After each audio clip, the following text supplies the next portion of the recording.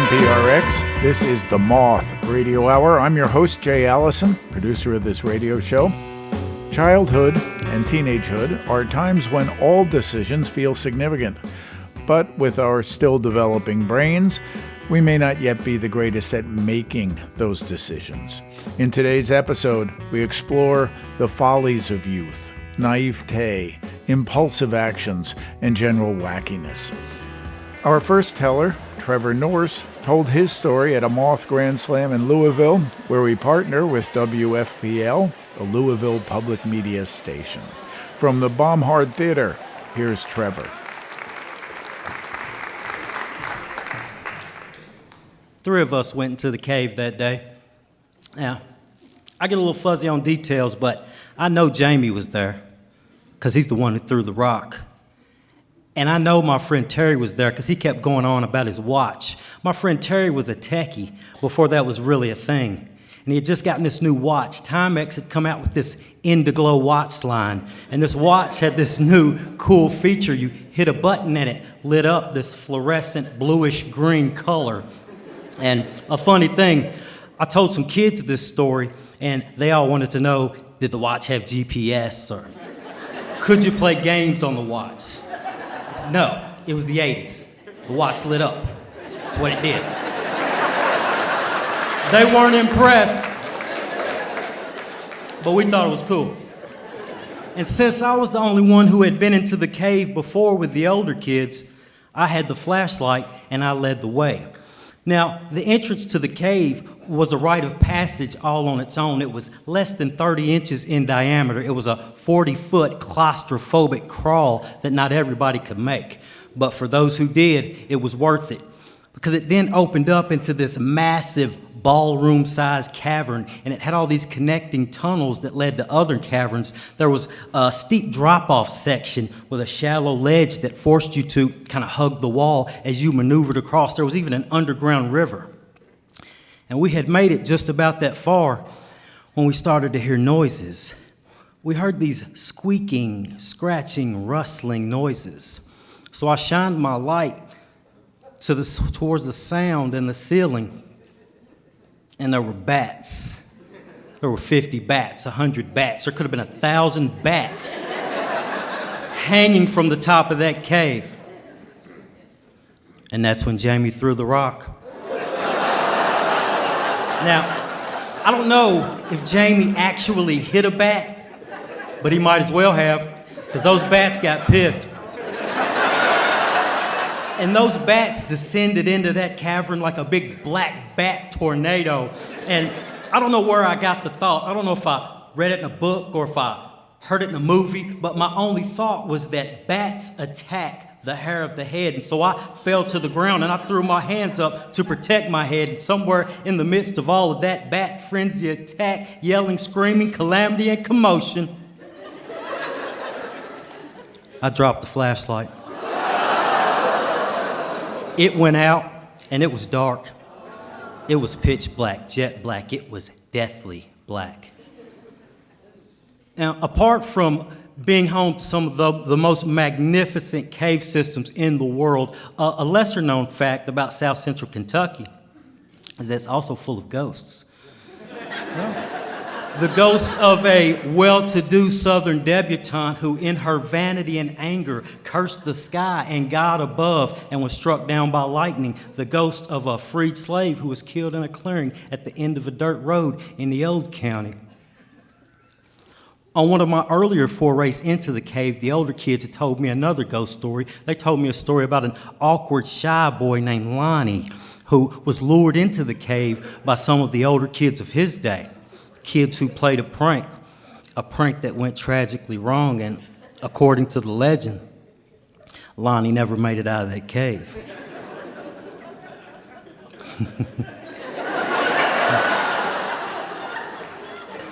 And it was right then, with my head full of ghost stories, that something appeared before me there in the darkness. I seen a face floating there in the darkness, and I was frozen stiff. And I reeled back in shock when the face spoke, and what the face said was, "You dropped the flashlight in the river." I had three reactions, the first of which was confusion, followed quickly by realization and relief. I was relieved when I realized that the face that I saw there floating in the darkness was not the face of the ghostly face of a boy named Lonnie, but the face of my friend Terry, illuminated by the glow of the Indiglow watch.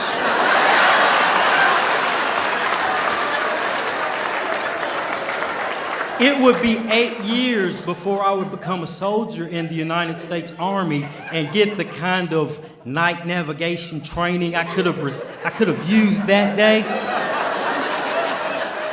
But I'd get a crash course because the light of the watch only allowed us to see a few feet in front of us, so we were forced to crawl most of the way, clutching tightly to each other's belt loops, and we encountered several creepy crawlers, and it took us twice as long to get out as it did to get in.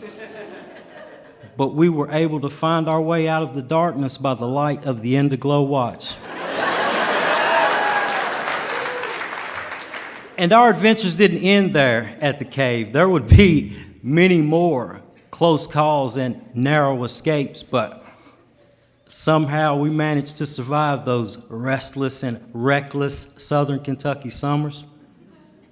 And I don't know if there ever really was a boy named Lonnie, but if there was, I hope he found his guiding light as well. Thank you.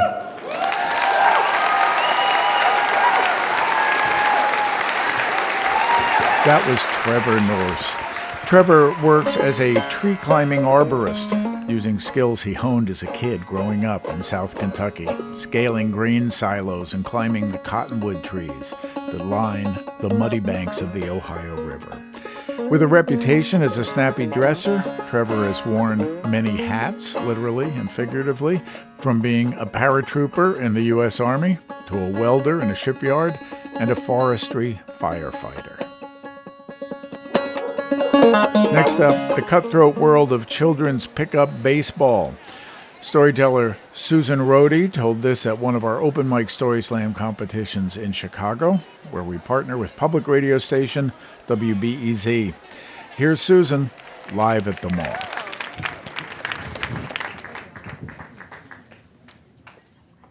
So I was always the last picked on the sports teams. Always. I don't tell you this to garner sympathy, so I win tonight. It was just a fact. I was short, a little bit heavy, and my mom used to cut my bangs so they looked like the skyline of Chicago. And I only had one eyebrow that went straight across, and I wasn't very athletic. So I actually would not have been allowed in the vacant lot to even compete if it weren't for my older sister, who had some status with the cool kids. So I got in, but even my sister didn't want me on her team. So just whoever was stuck with me. So it was a Saturday, and we were playing wiffle ball, and it was my turn to bat, and I hated my turn to bat because the spotlight is on my incompetence, and I was wondering, why do I put myself through this? But I did. So I'm ready to bat, and the pitch comes towards me, and I swing, and there was this thwack, this loud sound, and the ball soared over everybody's head, and my eyebrow shot up, and I saw the ball roll to the back of the vacant lot, and my team is screaming, "Run!" So I ran to first, and I made it, and they said, "Keep running," so I kept running, and I made it to second base, standing up, no problem, and I was beside myself. I'm not sure I'd ever hit a ball, let alone a fly, double, stand up. I am there. So, thank you.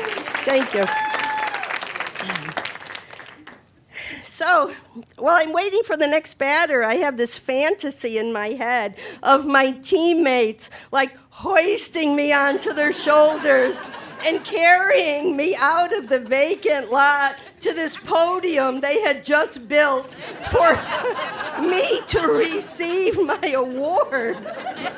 And I am so lost in my fantasy that I don't notice the next batter who hits a high fly toward second, where I step off the base and I caught it.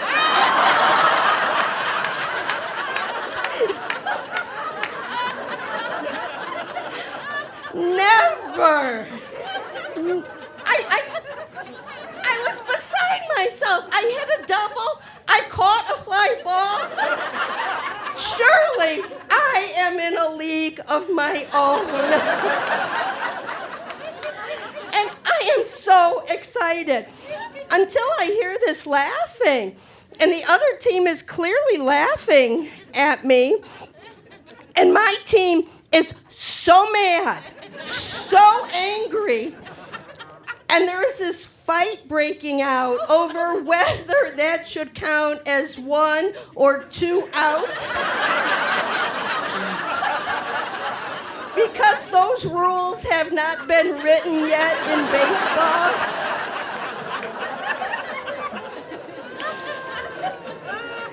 So while the two teams fought this out, I kind of sulked out of the vacant lot, fully understanding the thrill of victory and the agony of defeat.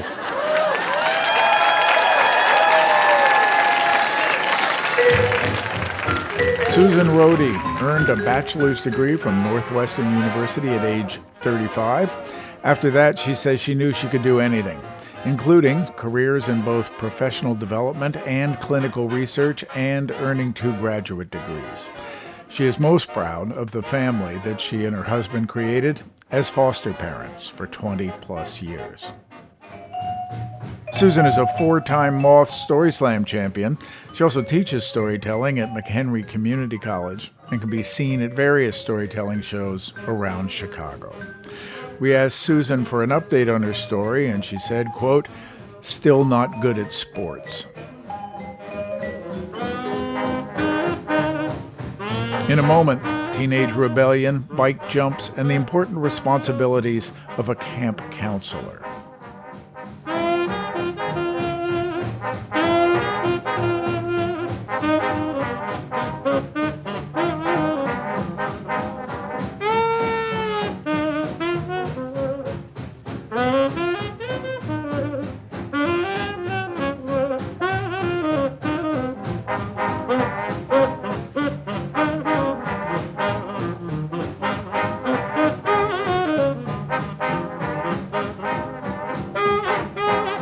The Moth Radio Hour is produced by Atlantic Public Media in Woods Hole, Massachusetts, and presented by PRX.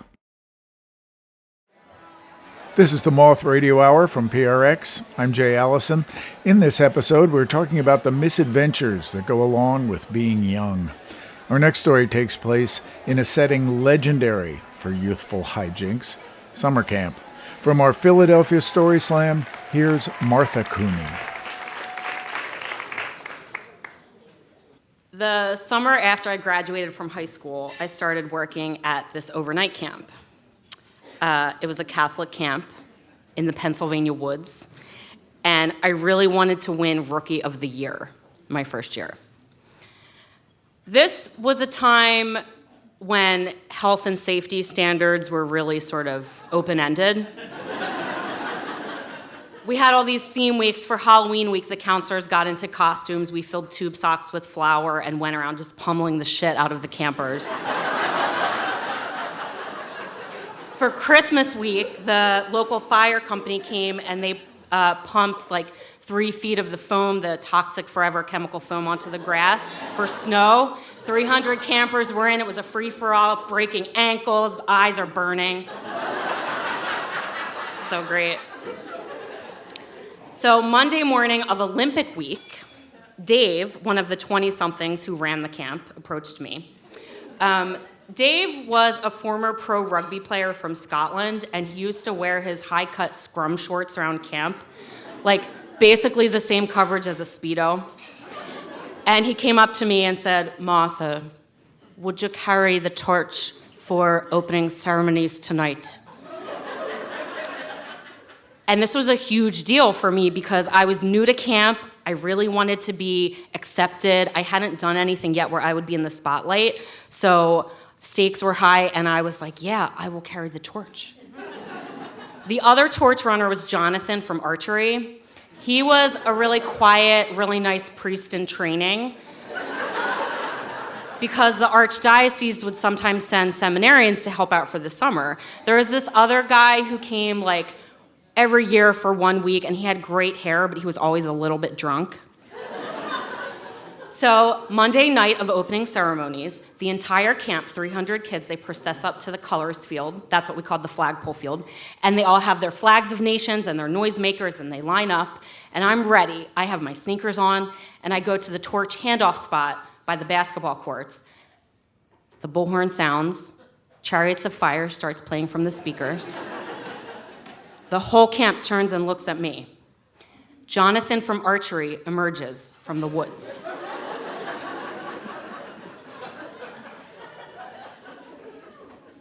Now, when Dave said Olympic torch, I thought paper towel tube. Red and orange tissue paper, glitter. Jonathan from archery was carrying a branch that had been wrapped in a rag, doused in gasoline, and set on fire. He's running toward me. The flame is like 2 feet wide. It's hot, smoke, it's spitting sparks like a piece of furniture from Satan's living room. He's got a panicked look on his face. There's sweat dripping from his head. He's like, take it, take it. I don't want to take this, but everything is riding on this. This is my initiation into camp. The whole camp is waiting. So I reach through the smoke and I grab the end of the stick that is not on fire, and I think if I hold it lengthways like a tennis player doing a forearm, I'll be fine. The flame runs down the stick onto my hand. My hand is on fire. I drop the flaming stick into the hot July grass. Jonathan from archery does not have time for this. He gets a look of cold steel in his eyes like he's about to deliver a baby, and he goes in. He reaches through the fire, grabs the branch, and runs to the colors field like the devil is after him. 300 campers part like the Red Sea. He goes through, up the ladder, into the silver bowl at the top. He drops the flaming Olympic torch, getting the glory that should have been mine while I stand frozen in the handoff spot.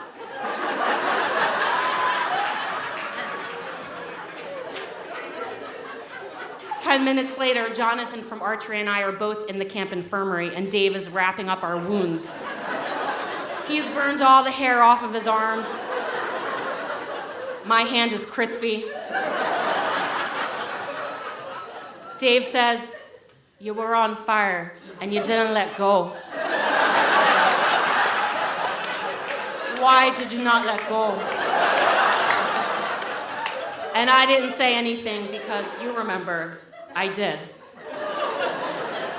Years later, I asked Dave, "How did you decide who to pick for these important things, like running the Olympic torch?" And he said, "Well, my job was risk and stupidity mitigation.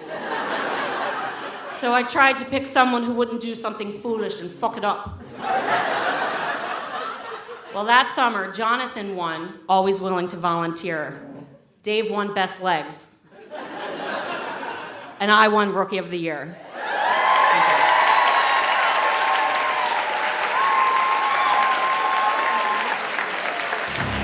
Martha Cooney is a writer and comedian from Philadelphia. She's the author of the essay collection Walk Me Through Your Resume and writes the monthly humor letter Yo from Martha Cooney.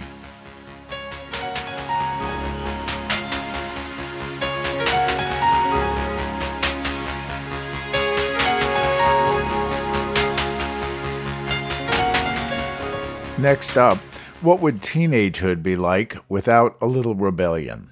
Usra Gahzi told this story at a Grand Slam in Washington, D.C., where we're supported by public radio station WAMU. Here's Usra.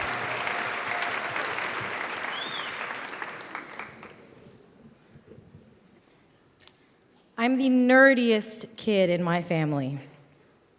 In my rebellious phase in high school, I got really, really religious. I started wearing hijab or headscarf. I changed the radio presets in my family's car, all of them to NPR, the least sinful of stations, with the least amount of music, a gateway to bad behaviors. And I didn't do drugs, didn't do sleepovers, and followed all the rules. I even somehow convinced my parents, or tried to, that not wearing your seatbelt in the car was also a violation of Sharia law. And so when I got my very first invitation to go on a camping trip with a bunch of honor students in my freshman year of college, I thought maybe it's time for me to explore my wild side. So I went over to my mom and I said, hey, I'm going on this mixed gender camping trip. There will be boys, don't tell Dad. I made her swear not to, and then I started to panic. What do you take on a camping trip with some really cool honor students? All right, so I had my sleeping bag from Muslim camp, check. I had my portable prayer rug, check. I got halal marshmallows so that I can make Islamically compliant s'mores, check. I even went out and found kosher hot dogs and deli meat because I couldn't find them at the Muslim store, and that's what you eat when you go camping, right? So I took all of these things on the day that my friends arrived in a van to pick me up a block away from where we lived. And I got in the car and told myself, even though I was feeling anxious, that I should repeat the phrase, be cool, Ghazi, and go with the flow. And then I immediately put on my seatbelt because, Sharia law. So that first night of camping was wild. There was, firstly, a guitar. We all sat around a campfire, sang Beatles songs, and told stories. And there started to be some weird things that I noticed. I recognized these red plastic cups making their way around the circle. One was passed to me, and my nerdy senses were tingling. Is that an alcoholic beverage that I smell among the fruity hints? And so I passed that on, thinking, oh my God, I'm underage. This is crazy. And then I saw something that can only be described as the long wooden smoking pipe that belonged to Gandalf the Grey from the Tolkien wizard from the Lord of the Rings series. Now, I'm familiar with the puff, puff, pass ritual, but this pipe was making its way to me pretty quickly. And so I freaked out and turned to the girl next to me who happened to be just as much of a nerd as I am. And I whispered really loudly, hey, are you gonna take a hit? And she turned to me, a little too cool for school, and said, yeah, you? So I said, yeah, I'm gonna go with the flow, remembering my mantra. And before I knew it, Gandalf's pipe was in my hands, and I held that pipe for what felt like hours, which was probably only a few seconds, but I thought, oh my God, what am I going to do? My heart was racing, my mind was doing mental gymnastics, trying to think about the legalities and the morality of whether or not one can take a hit. And then I took a deep breath and quickly passed it on to the nerd on my right. And just as I was doing that, all of us started to hear the siren of a patrol car, whoop, whoop, and saw the blue and red flashing lights approaching us. And the campsite was mayhem. All of a sudden, Gandalf's pipe was thrown in someone's bag, a makeshift bong was stowed away in someone's car trunk, and a patrolman started to walk towards us, announcing very loudly, all right, folks, this is a random ID check. Please, get your IDs and stand in line. Oh my God. Does passing a weed pipe count as drug trafficking? Can you get a contact high by handling a cup of booze? I didn't know what to think, so I grabbed my driver's license and got in line. And as I made my way towards the front of that line, I realized I was about to go through a real American rite of passage in the teen community. I was about to take the breathalyzer test, the most badass test I would ever take in my life. And I passed. Thank you. I even asked the officer if I could keep that little plastic nozzle that I breathed into as a little souvenir, but also as evidence that at one point I was a badass. Anyway, the next day we got home pretty late. It was around 2 a.m. when I was dropped off. I walked into our family's house and realized that I'd startled my father, who had fallen asleep on his armchair. And now I'm thinking, oh my God, could he smell the weed and booze from my friends who consumed it and not me from the night before? Did he see any of the boys in the van that had just dropped me off? My heart was racing. And then I started to bust out with all these excuses. Sorry, Papa, there was a lot of traffic. My girlfriends were really bad at directions. We got lost. He slowly got up and walked towards me and patted me on the head and said, "Go to sleep, Usra. You're a good kid." And I did go to sleep that night, feeling pretty proud of myself that I had at least one experience as a hijabi gone wild. Thank you.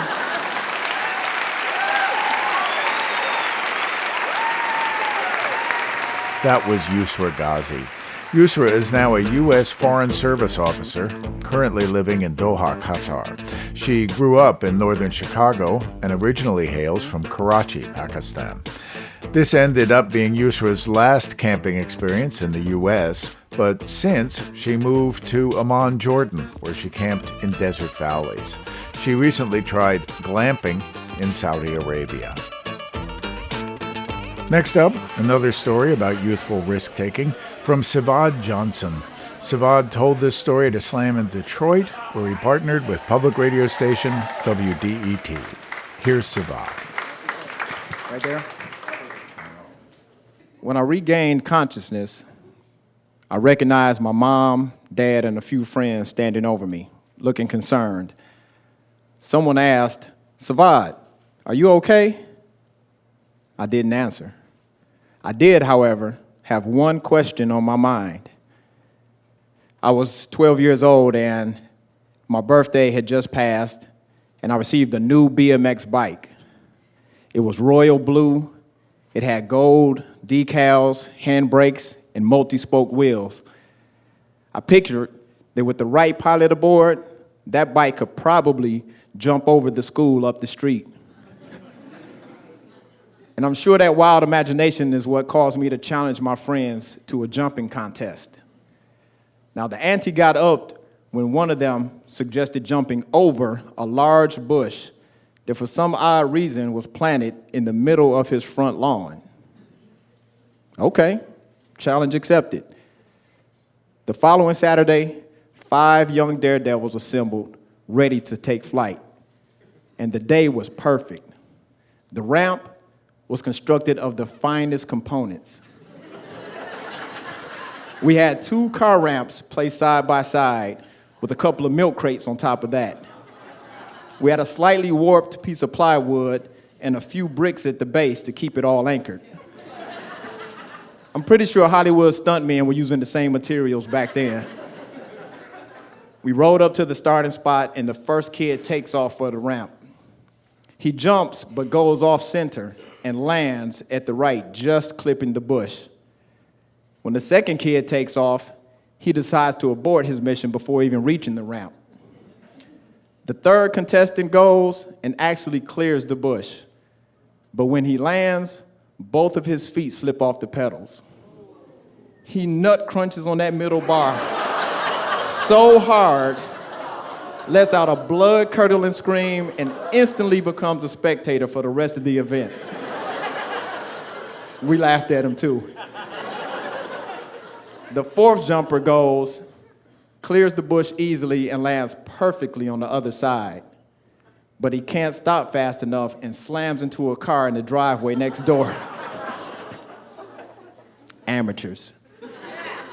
Last but not least is moi. My parents are out front now, and the rest of the kids are parked and waiting. I'm in the zone. I picture a jump so epic that it should be on the front of a Wheaties cereal box. I decided to build anticipation by going through a series of poses, and I end it all with the double biceps. I rocket off from 2 houses away in the middle of the street. Pedaling as fast as I can, I whip into the driveway, headed straight for the ramp. Perhaps a little too fast because my right foot slips from the pedal and the bike wobbles. But I recovered. I recovered just in time to hit the ramp, and it shifts. I tried to save it by pulling the front wheel up, but it clipped something, and oh shit, here we go. My bike is leaving me, the grass is above me, and the sky is beneath me. How can this be? But then the grass and the sky switch back, and I violently splat, and everything goes black. But I regained consciousness, and my mom, dad, and friends are standing over me. I'm laid out flat, probably similar to a murder scene body sketch or something. They ask if I'm okay, and I don't answer. But I did have that one question on my mind. Hey, how's my bike? My dad nods and signals okay. My mom throws her arms up and walks away. My friends are all laughing at me, but I learned 3 lessons that day. Lesson number 1, if you're going to jump some bush, don't prematurely celebrate. Save it for a perfect dismount.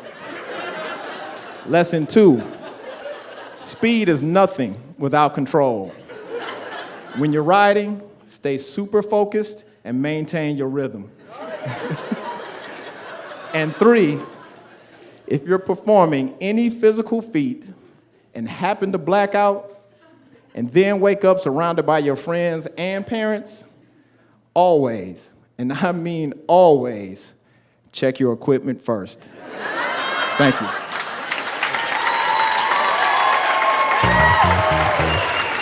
That was Sivad Johnson. Sadly, in August of 2020, while rescuing 3 young girls from the Detroit River, Sivad passed away. He was a Detroit native, a husband, father, artist, and second-generation firefighter. Sivad was a many-time Moth storyteller. He described himself as a student of life. His legacy lives on through the Sivad Johnson fireboat named after him, which is used to put out fires and rescue people along the Detroit River. Sivad's family says they believed he was destined to be daring, given his Swahili middle name, Heshemu, which means brave young warrior. To see photos of Sivad and learn more about him, visit themoth.org. After the break, a boy listens to his gut, and a girl prepares for the first day of school.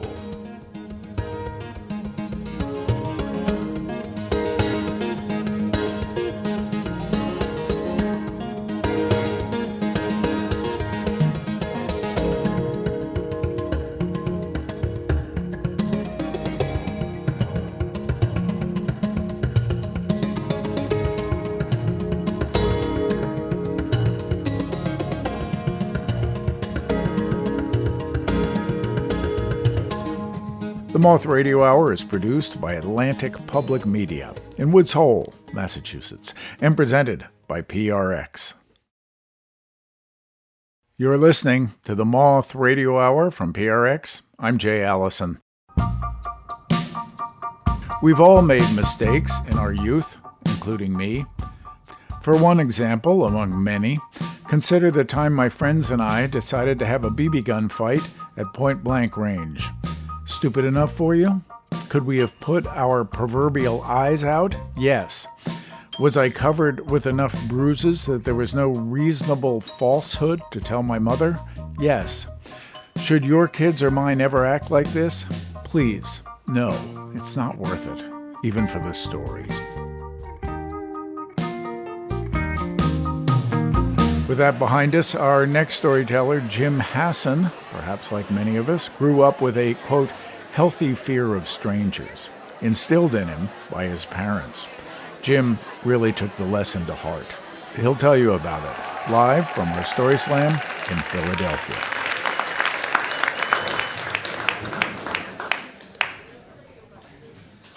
So for as long as I can remember, I've had a fear of being kidnapped. And I know where this comes from. My father was a police officer, and he often saw people at their worst, so he kind of tried to instill this healthy fear of strangers to my sister and I. And the first time this kind of manifested itself, I was about 8 years old. As the neighborhood kids would play in the creek near my house that wound lazily through our town and butted right up against the street. You know, we did the things that kids did in creeks. We lifted up rocks to find crayfish and minnows. We built dams and took those same rocks and threw them right at our friends' feet to splash the shit out of them.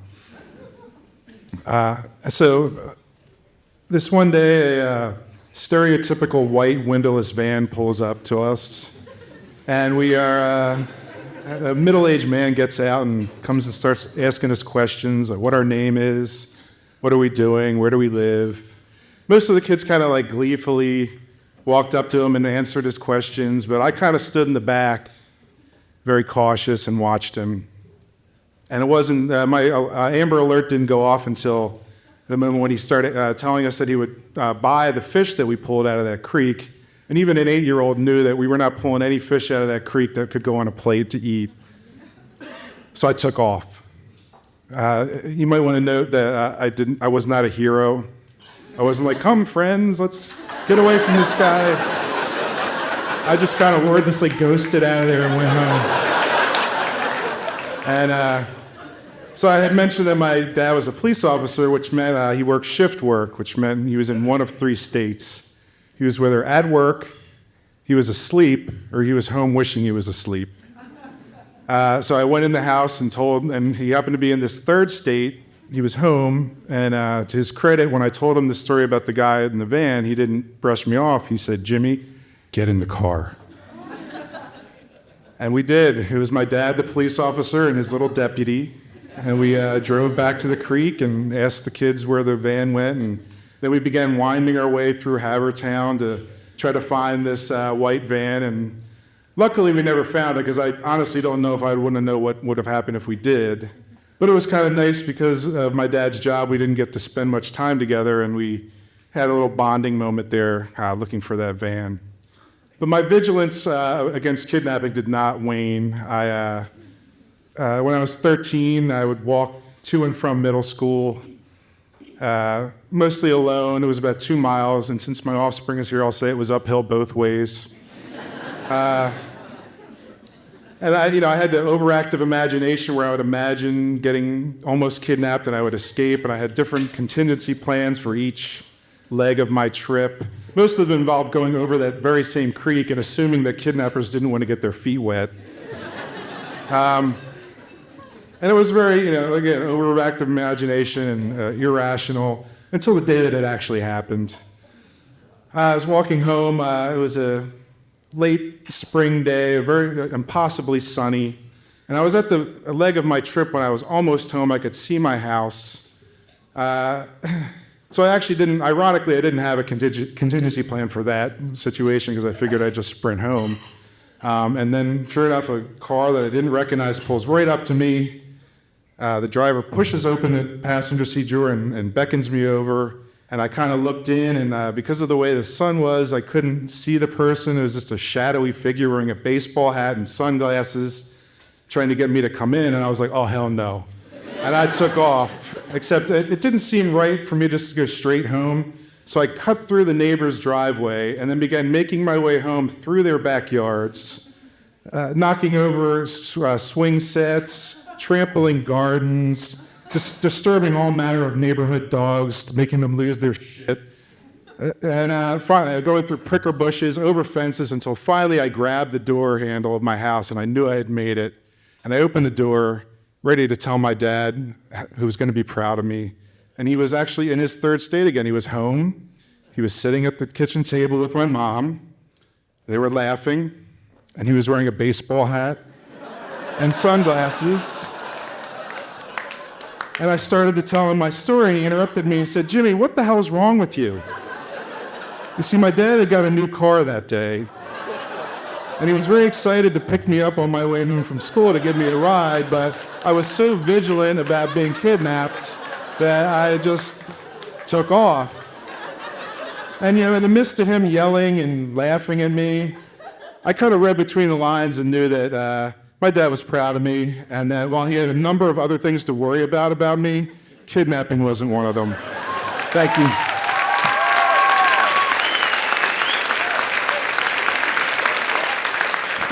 Jim Hasson is a lifelong resident of what he calls the idyllic yet mysterious Delco, a Philadelphia suburb. He works as a chef and tells us he has never lost the ability to get caught up in his imagination. Jim took his own children, now adults, on a walking tour of his old neighborhood, and he says that the one-block kidnap run was a fan favorite.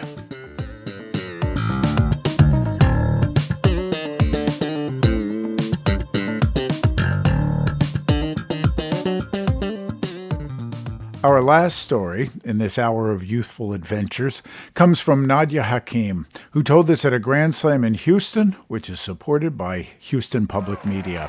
Here's Nadia, live at the Moth.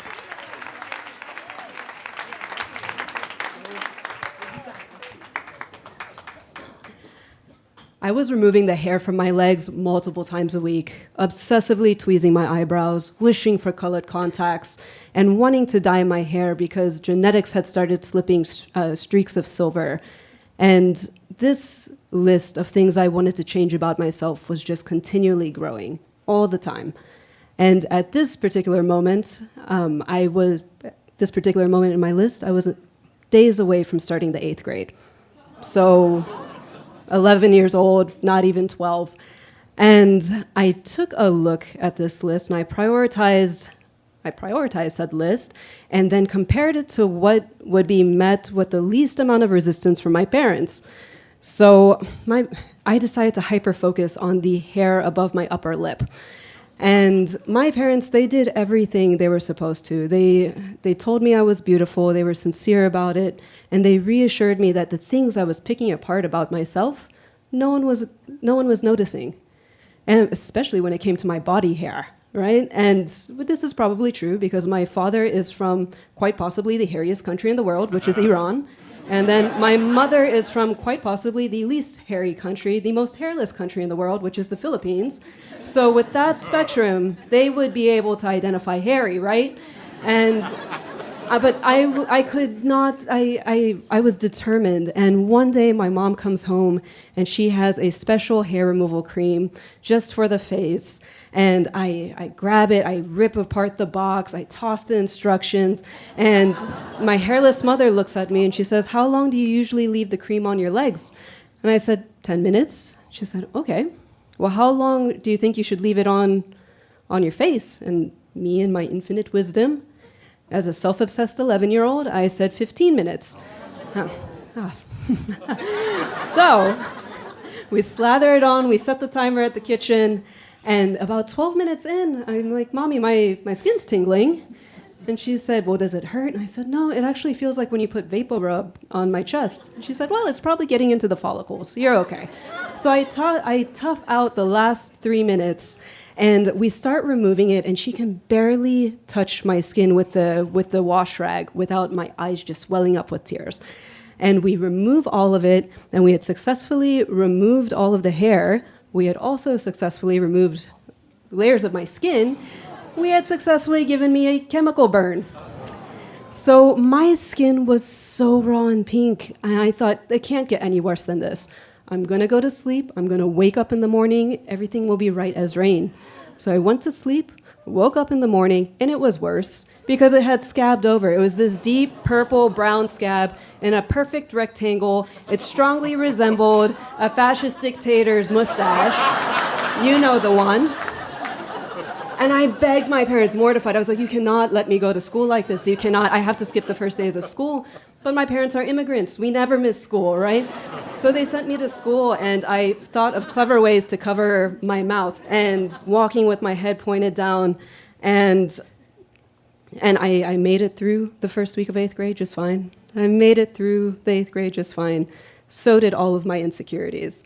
And that list just continued to grow, and I continued ticking things off. And as I got into high school and college, the women around me, I was hearing about their lists, what was on their list and what they would change about their bodies. And if anyone ever mentioned how they needed to wax something or tweeze something, I would tell them the chemical burn story, right, to lighten the mood. And there was one time this was in college, after classes, I was at work, and I was working at a swanky gym, and I go in and I start tidying up the women's locker room, and there's this gorgeous woman. She's standing in front of the mirror around the sinks, and she is pinching her thighs and poking at her stomach and leaning over the sink and angling her face and pulling at her skin. And we make eye contact in the mirror as I'm wiping down the sink, and she said, "I know I look crazy, but I'm about to go to this laser hair removal appointment, and I'm thinking I should talk to them about a nip, a tuck, Botox, fillers, something like that. I'm going to be in there for a minute. Might as well." And so I tell her the chemical burn story, right? Again, to lighten the mood. And she looks at me, stunned. "Are you kidding me? And you've never had to worry about hair there ever again?" What a blessing. What a cost-efficient blessing. I wish I would have had enough sense, or my mother would have had enough sense to give me a chemical burn when I was young. And I had heard variations of this response every time I told this story. And I always thought, how bizarre is it that people are wishing they had gotten a chemical burn? And even more bizarre that they wish their parents had inflicted it upon them. But for some reason, when this woman said it, it sent me into a spiral. It sent me into a spiral because usually when I run into this woman, she's walking her kids to the child care center. And 2 of them are little girls. And I could just see their big, beautiful, bright faces as we were having this conversation. And I just thought, enough. Why is it that women are held to such ridiculous standards? From when we're so little, all the way until when the day we die, we're supposed to be injecting and coloring and dyeing and tweezing and all these things and filling. No, enough. So I tossed my list. And I stopped fussing over my eyebrows, and I let the salt and pepper grow in. I stopped dyeing my hair. And when I look in the mirror, I see a free woman, and I see a beautiful woman, and that is the blessing. Nadia Hakim is the daughter of immigrants, something she says has provided plenty of material for amazing stories. She lives in Houston with her wife and 3 dogs. She says, "If I'm not buzzing around the garden with the bees, then I'm probably reading somewhere." Nadia told us she's still feeling great in the skin she's in and is now rocking salt and pepper hair along with thick eyebrows. She has kept her head shaved since September 2022 in solidarity with the women in her father's land of Iran.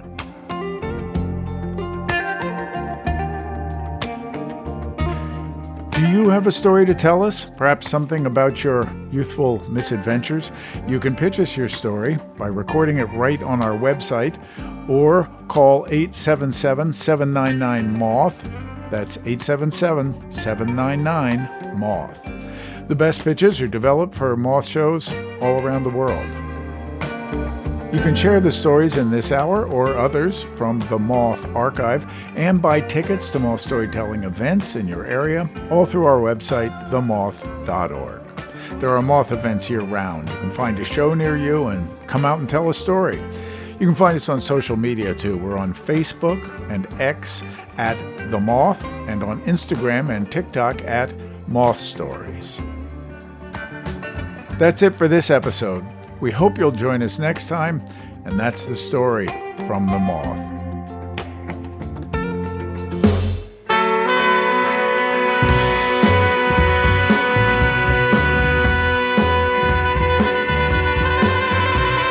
This episode of the Moth Radio Hour was produced by me, Jay Allison, and Meg Bowles. Co-producer is Vicki Merrick, associate producer Emily Couch. Grand Slam coaching by Michelle Jalowski, Larry Rosen, and Kate Tellers. The rest of the Moss leadership team includes Sarah Haberman, Christina Norman, Sarah Austin Jeunesse, Jennifer Hickson, Marina Kluche, Leanne Gully, Suzanne Rust, Brandon Grant, Sarah Jane Johnson, and Aldi Kaza. Moss stories are true as remembered and affirmed by the Storytellers. Our theme music is by The Drift. Other music in this hour from Rob Stenson, Lionel Hampton, Vangelis, Balkan Beatbox, Michael Hedges, Charles Bertu, Stellwagen Symphonette, and Hermanos Gutierrez. We receive funding from the National Endowment for the Arts. The Moth Radio Hour is produced by Atlantic Public Media in Woods Hole, Massachusetts, and presented by PRX. For more about our podcast, for information on pitching us your own story and everything else, go to our website, themoth.org.